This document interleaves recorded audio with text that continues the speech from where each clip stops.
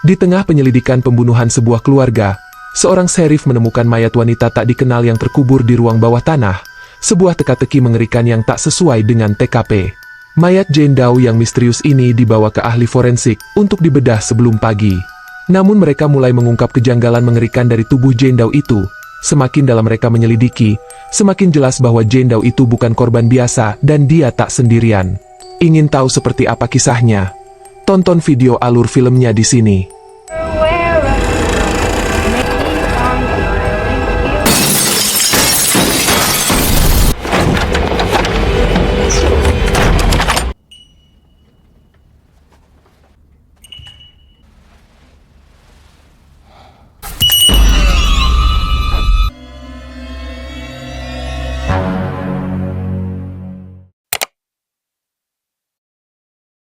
Film ini dibuka di sebuah rumah pinggiran kota biasa dekat Virginia.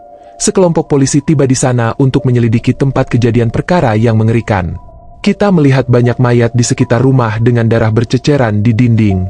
Namun, bagian yang paling mengganggu datang ketika mereka menemukan tubuh tak bernyawa seorang wanita yang telanjang di ruang bawah tanah, setengah terkubur dan tanpa cedera yang terlihat. Karena mereka tidak dapat mengidentifikasinya, dan dia tidak memiliki hubungan dengan siapapun di rumah itu, sheriff memutuskan untuk memanggilnya Jane Doe untuk saat ini. Sebagai tambahan, tidak ada barang yang dicuri di rumah itu. Tidak ada tanda-tanda pembobolan juga, dan tampaknya keluarga itu sebenarnya berusaha melarikan diri dari rumah sebelum kematian mereka. We got an ID on her? No, sir. Well, for now, she's a Jane Doe. Doesn't look like someone broke in. You got something? They were trying to break out. Adegan kemudian beralih ke kamar mayat, di mana kita bertemu dengan seorang pemeriksa mayat bernama Tommy dan putranya, Austin, yang melakukan otopsi pada tubuh yang terbakar parah sambil merekam semuanya.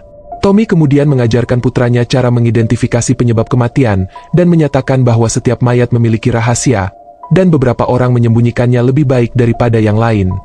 Cause of death. Smoke inhalation? So you're saying that's not the COD? I'm saying, look, That explains the swelling in his brain. everybody has a secret. Setelah itu, Austin menyelesaikan pekerjaannya dan hendak pergi ketika dia dikejutkan oleh seseorang yang ternyata adalah pacarnya, Emma. Dia datang untuk menjemputnya untuk kencan nonton film, tetapi rasa penasarannya memuncak pada tempat itu dan dia ingin menjelajahinya. Mortuari itu memiliki suasana kuno dan menyeramkan, jadi Austin menjelaskan bahwa rumah mayat itu telah menjadi milik keluarganya selama 3 generasi. Emma tiba di ruangan berisi mayat dan ingin melihatnya, tetapi Austin menolak karena ayahnya sangat ketat. Saat itu, Tommy muncul dan memberikan izin hanya jika Emma benar-benar serius. Austin kemudian menarik keluar sesosok mayat, dan kita melihat sebuah lonceng kecil diikatkan di salah satu pergelangan kakinya. Tommy menjelaskan, dulu sulit mengetahui apakah jenazah benar-benar mati atau hanya koma, sehingga terpaksa menggunakan cara ini. Meskipun sekarang sudah ada teknik-teknik yang maju, Tommy masih sedikit tradisionalis dan suka mengikuti adat istiadat. Setelah itu, pasangan itu memutuskan untuk pergi berkencan, tetapi saat mereka mencapai lift, mereka melihat sheriff datang dengan mayat Jane Doe dari penemuan sebelumnya. Austin ingin membantu ayahnya seandainya ia membutuhkannya, tetapi Tommy menyuruhnya untuk terus bersenang-senang. Bagaimanapun, Austin tidak dapat menghilangkan perasaan gelisahnya karena dia tahu sheriff tidak akan datang selarut ini jika tidak penting. Dia meminta maaf kepada pacarnya dan memintanya untuk kembali pukul 11 malam, sehingga mereka dapat menonton pertunjukan tengah malam. Emma jelas marah, tetapi dia akhirnya mengerti situasinya dan pergi. Sementara itu, kita melihat sheriff telah membawa jenazah Jane Doe, yang tidak memiliki identitas atau sidik jari. Pada saat ini, kucing peliharaan Tommy mulai mendesis entah dari mana, tetapi lelaki tua itu mengusirnya. Sheriff membagi teorinya tentang apa yang terjadi di rumah itu, meski itu hanya berdasarkan firasat. Dia menemukan 4 orang tewas di sana dan tidak tahu bagaimana menghubungkannya. Karena itu, dia meminta Tommy untuk mencari tahu apa yang terjadi pada wanita itu, karena besok dia harus menjawab pers. Setelah sheriff pergi, ayah dan anak itu memulai proses otopsi. Orang tua itu mulai merekam seluruh prosedur dan menyebutkan bahwa mereka akan melakukannya dalam 4 tahap. Evaluasi eksternal, evaluasi jantung dan paru-paru, evaluasi sistem pencernaan, dan terakhir evaluasi otak. Performing the autopsy will be myself, Tommy Tune. It will be conducted in 4 stages. Selama ini, mereka mendengar di radio bahwa cuaca akan hujan dan badai menerjang selama beberapa jam ke depan. Selanjutnya, Austin menyatakan bahwa subjek tampaknya berusia pertengahan hingga akhir 20-an dan kulitnya tampak sepenuhnya utuh tanpa tanda-tanda memar atau tanda apapun. Mereka membuka matanya yang sepenuhnya abu-abu dan Tommy menunjukkan bahwa hal ini tidak terjadi kecuali tubuhnya telah mati selama berhari-hari, yang mana tidak mungkin karena dia terlihat segar. Selain itu, pergelangan tangan dan pergelangan kakinya retak total. Namun, tidak ada tanda-tanda penyebabnya. Mereka selanjutnya menemukan jejak bahan organik yang disebut tanah gambut di kuku dan rambutnya, yang hanya ditemukan di utara. Saat mereka membuka mulutnya, mereka terkejut melihat lidahnya dipotong secara brutal. Tommy segera menyadari bahwa dia juga kehilangan gigi, dan beberapa saat kemudian, dia mencabut benang aneh dari dalam mulut Jane. Saat dia memeriksa area pribadi Jane, dia terkejut menemukan banyak luka yang disengaja di sana. Berikutnya, mereka melanjutkan dengan pemeriksaan internal di mana lampu tiba-tiba mulai berkedip. Radio itu kemudian memancarkan suara aneh yang bercampur dengan jeritan seorang wanita sebelum sebuah lagu lama diputar.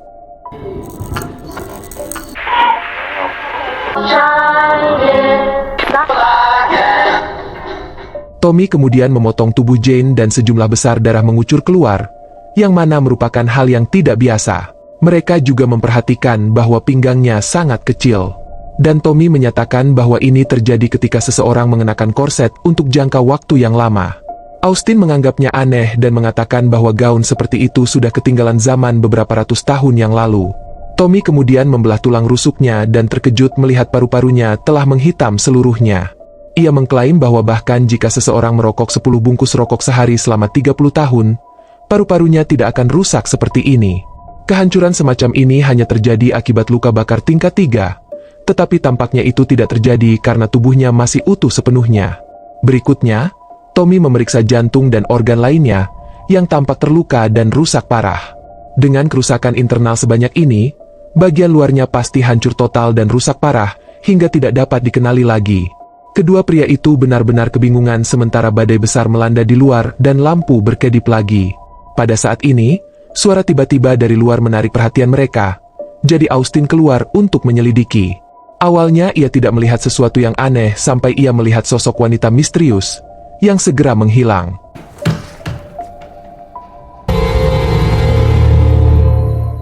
Pria yang penasaran itu memutuskan untuk mencarinya. Sementara di dalam, Tommy secara tidak sengaja terkena pisau di tangannya saat dalam proses pembedahan. Di tempat lain, Austin mendengar suara-suara yang datang dari ventilasi. Dan kemudian ketika dia membuka jeruji,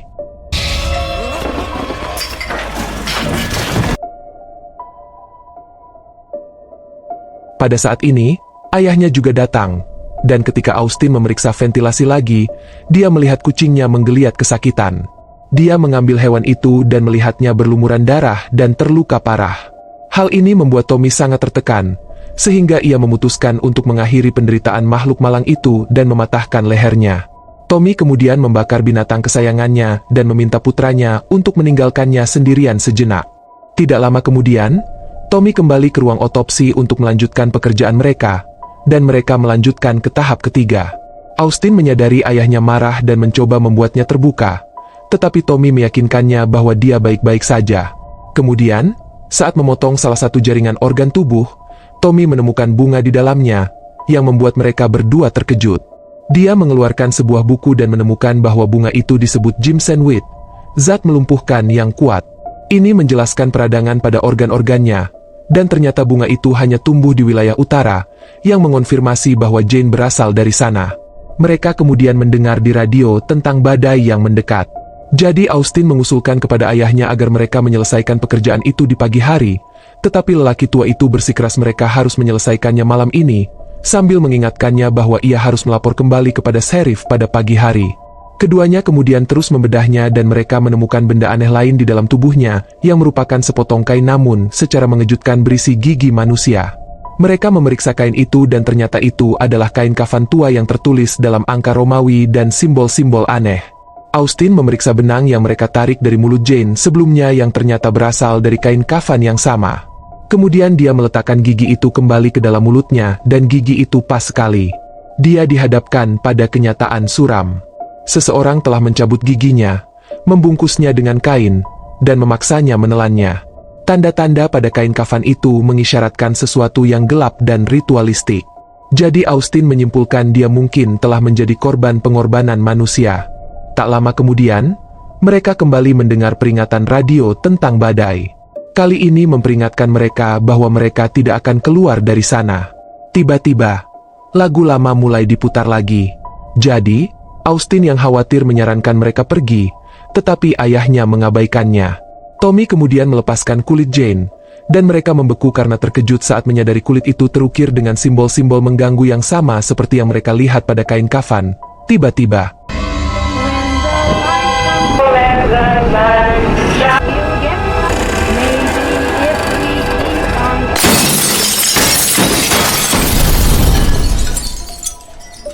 Austin segera menyalakan senter dan keduanya terkejut saat melihat laci tempat semua mayat disimpan kini kosong.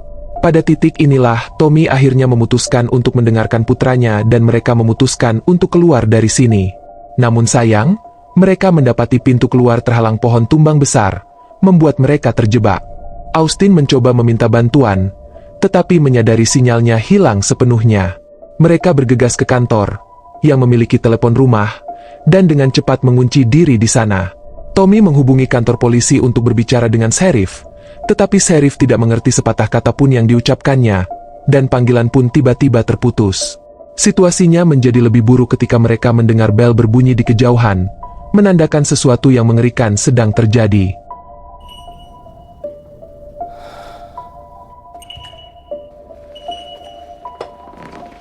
Dan kemudian ketika Austin mengintip melalui celah pintu, sosok yang tampaknya adalah mayat itu mulai menggedor-gedor pintu dengan agresif untuk membukanya, tetapi keduanya berhasil menahan pintu tepat pada waktunya. Setelah ketukan itu akhirnya berhenti, Austin mengira Jane Doe berada di balik semua ini karena semuanya dimulai saat mereka mulai memeriksanya. Namun Tommy, sebagai seorang ilmuwan, tidak mempercayai teori tersebut dan bersikeras bahwa wanita itu hanyalah mayat. Selanjutnya, Tommy pergi ke kamar mandi untuk merawat luka di pergelangan tangannya yang berdarah deras. Tetapi dia mendengar gerakan di balik tirai kamar mandi, dan Austin juga memperhatikan bayangan di sana. Tetapi Tommy tidak menemukan apapun di sisi lainnya. Tiba-tiba, sebuah kekuatan tak terlihat menarik Tommy dan membanting pintu hingga tertutup. Tommy kini dihantam oleh kekuatan tak terlihat dan dia melihat penampakan tubuh hangus dengan mata abu-abu. Tak lama kemudian, Austin akhirnya berhasil masuk. Dia lalu membantu Tommy untuk bangun dan lelaki tua itu menceritakan apa yang disaksikannya sebelumnya. Dia sekarang percaya bahwa itu semua adalah perbuatan Jane dan bertanya-tanya apa yang harus mereka lakukan selanjutnya. Keduanya segera kembali ke ruang otopsi dan merasa ngeri saat melihat organ yang mereka ambil dari Jane telah membusuk seolah-olah tubuhnya telah mengawetkannya. Mereka memutuskan untuk membawanya ke krematorium untuk menghancurkannya. Namun kemudian pintunya tiba-tiba terbanting menutup dan terkunci sendiri. Karena khawatir, Austin mati-matian mencoba mendobrak pintu dan berhasil membuat lubang. Namun tak lama kemudian dia melihat mayat di seberang.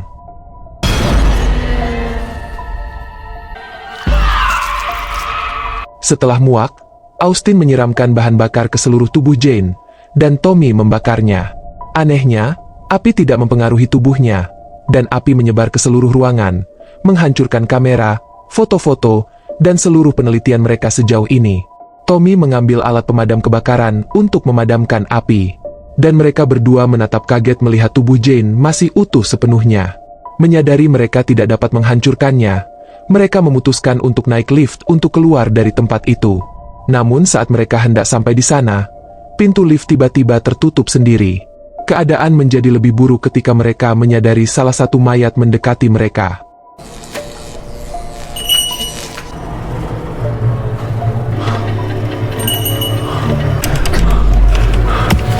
Untungnya, pintu lift akhirnya terbuka dan mereka masuk, tetapi pintunya setengah tertutup. Saat mayat itu akhirnya mencapai pintu, Tommy dengan brutal memukul kepalanya dengan kapak. Namun beberapa saat kemudian, mereka mendengar seorang wanita merintih, dan Austin ngeri melihat Emma yang sekarat, yang datang menjemputnya untuk kencan mereka. Pria malang itu mulai menangis, dan tak lama kemudian lift mulai berfungsi. Jadi Tommy menuntun putranya yang putus asa itu masuk. Namun beberapa saat kemudian, liftnya rusak lagi dan membuat mereka terjebak. Kedua pria itu tampak sangat hancur dan mereka menyalahkan diri sendiri atas kematian Emma. Di tempat lain, insinerator tiba-tiba menyala sendiri sementara ayah dan anak itu bertanya-tanya mengapa Jane belum membunuh mereka. Austin berteori bahwa mungkin dia ingin mereka menderita. Dia mencoba menghentikan mereka setiap kali mereka memotongnya seolah-olah dia tidak ingin mereka mengetahui sesuatu. Pada saat yang sama, kita melihat insinerator melonjak ke tingkat yang berbahaya, menyebarkan asap ke seluruh tempat. Austin menyarankan kepada ayahnya agar mereka kembali dan menyelidiki penyebab kematiannya, yang mungkin membantu mencari tahu cara menghentikannya. Saat kembali ke lorong, Tommy menutupi Emma dengan selimut dan keduanya maju dengan susah payah karena asap memenuhi seluruh area. Tiba-tiba, seseorang yang tak kasat mata menyerang Tommy, dan Austin hanya dapat mendengar suara-suara irisan dan jeritan, tetapi ia akhirnya berhasil menolong ayahnya, dan bersama-sama mereka memasuki ruang otopsi untuk melanjutkan tahap akhir otopsi, yaitu membedah otaknya. Tommy memulai prosedur dan segera mengambil sepotong jaringan dari otaknya. Yang mengejutkan mereka, saat mereka memeriksanya di bawah mikroskop, mereka terkejut saat mengetahui bahwa semua sel otaknya aktif sepenuhnya, yang berarti dia masih hidup. Mereka dengan demikian percaya bahwa ada semacam energi dunia lain yang membuatnya tetap dalam kondisi tidak wajar ini. Austin kembali memeriksa simbol-simbol pada kain kafan itu, dan segera berhasil menunjukkan ayat Alkitab dari Imamat 20:27. Ia juga mengetahui bahwa angka Romawi pada kain kafan itu bertuliskan 1693. Sementara itu, Tommy memeriksa ayat Alkitab yang mengatakan, siapapun, laki-laki atau perempuan, yang berkonsultasi dengan roh orang mati, harus dihukum mati. Tak lama kemudian mereka menyadari bahwa mayat itu bukan berasal dari sini, melainkan dari wilayah timur laut New England pada abad ke-17. Pengadilan penyihir Salem terjadi selama periode ini ketika banyak wanita dan gadis yang tidak bersalah dituduh sebagai penyihir dan dieksekusi. Tommy bersikeras bahwa penyihir adalah mitos dan semua gadis saat itu tidak bersalah dan dituduh secara palsu. Kebanyakan dari mereka digantung atau dibakar di tiang pancang, tetapi Jane tampaknya telah disiksa secara brutal dan mengalami nasib yang jauh lebih buruk. Austin menyatakan bahwa mungkin mereka mencoba membunuhnya dengan cara normal, tetapi ketika mereka tidak bisa, mereka terpaksa menggunakan metode ekstrim. Pada saat ini, Tommy datang dengan teori yang mengerikan dan menyatakan bahwa mungkin hal kejam yang mereka lakukan padanya secara tidak sengaja mengubah seorang gadis tak bersalah menjadi penyihir sungguhan. Dia mengatakan bahwa ketika mereka membedah Jane, dia merasakannya, dan sekarang dia ingin mereka merasakan sakit yang sama, itulah sebabnya dia membiarkan mereka tetap hidup. Tommy memperlihatkan tulang rusuknya yang terluka, yang sekarang diukir dengan tanda ritual yang sama. Jadi dia berspekulasi bahwa ini bisa jadi caranya untuk membalas dendam. Dan kemudian tiba-tiba, di sini Tommy menerima bahwa mereka tidak dapat mengalahkan Jane. Jadi dia mengatakan padanya bahwa dia tidak akan bertarung tetapi memohon padanya untuk tidak menyakiti putranya. Tak lama kemudian, gedoran pintu itu akhirnya berhenti dan setelah itu Tommy mulai merasakan sakit yang tak tertahankan. Dan tak lama kemudian pergelangan tangan dan kakinya mulai patah. Pada saat yang sama, Jane mulai pulih secara tak terduga, dan tubuhnya mulai pulih kembali. Matanya perlahan kembali normal, sementara mata Tommy segera berubah abu-abu seperti matanya. Orang tua itu tidak sanggup menahan rasa sakit yang amat sangat, maka ia pun memohon kepada anaknya untuk menghabisinya. Austin yang ketakutan terpaksa menuruti dan menusuknya dengan hati yang berat. Ayahnya meninggal dunia seketika sementara lelaki malang itu ditinggalkan sambil menangis dan hancur. Beberapa saat kemudian, lampu tiba-tiba menyala kembali dan semuanya tampak kembali normal. Radio menyala tepat ketika Austin mendengar suara Sheriff di luar dan bergegas ke pintu. Sheriff mengungkapkan bahwa mereka sedang menebang pohon yang menghalangi pintu masuk dan memintanya untuk membuka pintu dari dalam.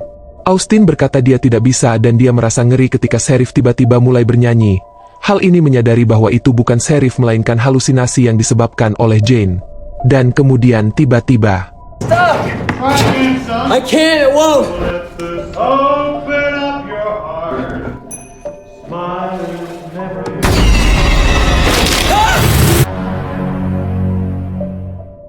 Keesokan harinya petugas tiba di mortuari, hanya untuk menyelidiki tempat kejadian kematian yang mengerikan itu. Sheriff bingung dengan apa yang terjadi di sini dan menemukan tidak ada tanda-tanda masuk paksa seperti pada kasus sebelumnya. Terlebih lagi, sebuah pengumuman radio menyatakan bahwa hari ini adalah hari cerah dan matahari bersinar, mengungkap bahwa badai yang dialami ayah dan anak itu hanyalah halusinasi. Yang lebih aneh lagi adalah tubuh Jane tetap utuh sepenuhnya, seolah-olah tidak ada otopsi yang dilakukan padanya. Seorang petugas menawarkan untuk memindahkan jenazahnya ke kamar mayat terdekat, tetapi sheriff memerintahkan agar jenazahnya dikirim ke daerah lain dan menyerahkan masalah tersebut kepada orang lain. Pada adegan terakhir, seorang petugas terlihat mengangkut jenazah Jane, dan ketika dia menyalakan radio, lagu lama yang sama mulai diputar. Sementara itu, jari kaki Jane terlihat bergerak sedikit, menyingkapkan bahwa kengerian yang sebenarnya baru saja dimulai.